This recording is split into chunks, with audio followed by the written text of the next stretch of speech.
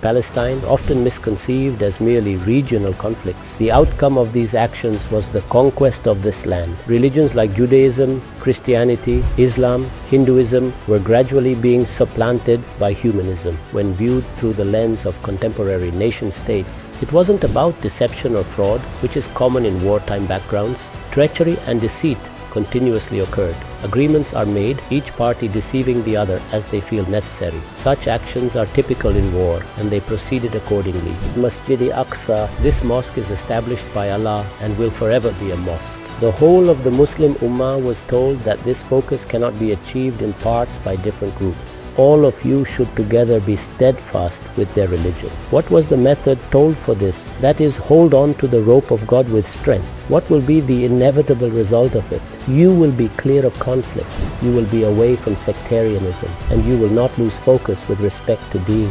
The religious leaders or the clergy had demanded that if your caliph comes to us, we shall hand over the keys. That is, with peace, its governance will be transferred. That is the status that this area is special for God. It is the center for Tawheed. In the Quran it is stated, Yakuna dinu kullahu lillah, in this land, only the religion of God will remain. His domination and his hegemony will be there. There is no scope for another religion. The dominance of the Muslims had been there in this region.